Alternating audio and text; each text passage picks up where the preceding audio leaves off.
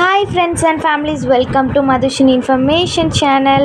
இந்த வீடியோவில் நீங்கள் ஒரு get ready with me plus ஒரு vlog-ஆகவும் நீங்கள் இந்த வீடியோவை பார்ப்பீங்க.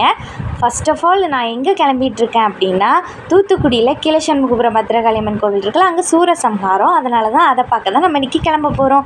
So first get ready with me பார்த்துடலாமா? ஃபஸ்ட்டு பவுடர்லாம் போட்டுட்டு லிப் பாம் போட்டிருந்தேன்.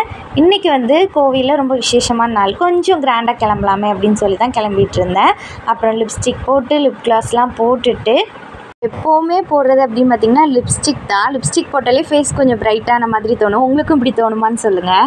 நான் வந்து எப்போவுமே ரெனியில் பிஹெச் லிப்ஸ்டிக் தான் யூஸ் பண்ணுவேன். ஆனால் இன்றைக்கி வந்து சரி கொஞ்சம் ப்ரைட்டாக இருக்கட்டுமேன்னு சொல்லி இந்த மாதிரி பிங்க் கலர் லிப்ஸ்டிக் யூஸ் பண்ணிட்டேன். அது ரொம்ப ட்ரை ஆக்கிட்டேன் என்னோடய லிப்ஸை. லிப் கிளாஸ் போடுறது எதுக்கு அப்படின்னா, எனக்கு ரொம்ப இந்த லிப்ஸ்டிக் வந்து ரொம்ப ட்ரையாக இருக்கும், லிப்ஸை ரொம்ப ட்ரை ஆக்கிரும். அதனால் சரி லிப் கிளாஸ் போட்டால் கொஞ்சம் நல்லா இருந்த மாதிரி இருக்கும். அதனால் அதுவும் போட்டுட்டு அப்புறம் பொட்டெல்லாம் வச்சுட்டு திரும்ப வந்து இந்த லிப்ஸ்டிக்கை கொஞ்சோன்னு எடுத்து கண்ணுக்கு மேலே போடலாம் அப்படின்னு நினச்சேன். அதை நான் போடும்போது அதை என்னால் ஸ்ப்ரெட் பண்ணவே முடியலை. போடும்போது ஈஸியாக இருக்குது, பட் ஒரு சைடில் மட்டும் அப்படியே ஒட்டிக்கிடுது. ஸ்ப்ரெட் பண்ண முடியாதனால அப்புறம் நான் கஷ்டப்பட்டு எனக்கு கண்ணே வலிக்க ஆரம்பிச்சிருச்சு. ஸ்ப்ரெட் பண்ணி தவறான முடிவு எடுத்துட்டோம் மகிஷினி அப்படின்லாம் தோண ஆரம்பிச்சிட்டு. ஆனால் சரி ஃபுல்லாக முடிச்சிருவோம், இல்லைன்னா நல்லாவே இருக்காது, மூஞ்ச கழுவுனாலும் இப்போ ஒழுங்காக போகாதேன்னு நினச்சிட்டு நான் அப்படியே அட்ஜஸ்ட் பண்ணி போட்டுட்டேன். அடுத்ததாக என்னோடய ஐப்ரோஸ் நல்லா கொஞ்சம் டார்க்காக தான் இருக்கும், இருந்தாலும் ஃபோட்டோஸில் கொஞ்சம் ஐப்ரோ வந்து கொஞ்சம் தெரியாத மாதிரி இருக்கிறனால சரி நம்ம வந்து ஐப்ரோ பென்சில் போட்டு பார்க்கலாம் அப்படின்னு சொல்லி ஃபஸ்ட் டைம் போட்டிருப்பேன். நான் ஐப்ரோ பென்சிலை பிடிக்கிறத பார்த்தாலே உங்களுக்கு தெரியும், ஏதோ ஐப்ரோவே நான் தான் வரைய போகிற மாதிரி ஒரு ஆர்டிஸ்ட் மாதிரி பிடிச்சிட்ருப்பேன். அதுக்கப்புறம் போட்டேன். சரி ஒரு கண்ணுக்கு அழகாக போட்டுட்டேன், சரி இன்னொரு கண்ணுக்கு போட்டுருவோம் ஐப்ரோக்கு அப்படின்னு பார்த்துட்டு இருந்தா போட்டு முடித்தோன்னே தாங்க ரொம்ப டார்க்காக இருந்த மாதிரி இருந்துச்சு. அதில் உங்களுக்கு பார்த்தாலே தெரியும், எங்கள் அம்மாவெலாம் கூப்பிட்டு புலம்ப ஆரம்பிச்சிருப்பேன். ஆனால் அதுக்கப்புறம் கொஞ்ச நேரம் கழித்து பார்க்கும்போது எனக்கு ஐப்ரோலாம் அழகாக தான் போட்டிருக்கோம் அப்படின்னு தோணுச்சு. உங்களுக்கு எப்படி இருக்குது பார்க்கும்போதுன்னு சொல்லுங்கள். எனக்கு பிடிச்சிருந்துச்சு. கிளம்பிட்டு ஃபஸ்ட்டு எங்கள் மெடிக்கலுக்கு வந்துவிட்டோம். ஏன்னா இங்கேயும் தலை வெட்டுவாங்க, பத்ரகாளியம்மன் கோயில் சூரசம்ஹாரத்தில் இங்கே ஒரு 3வது தலை என்னமோ வெட்டுவாங்க. ஆனால் அங்கே போய் பார்த்தோன்னா யாருமே இல்லை. இந்த ரோடு ஃபுல்லாக கூட்டமாக இருக்கும்.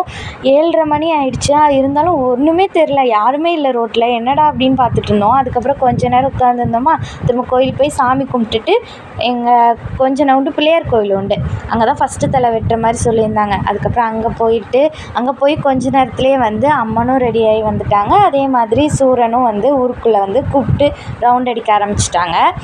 அதுக்கப்புறம் ஃபஸ்ட்டு தலை வெட்டுறது உங்களுக்கு நான் காட்டல, ஏன்னா வீடியோவில் அவ்வளோ கிளியராக விழலை.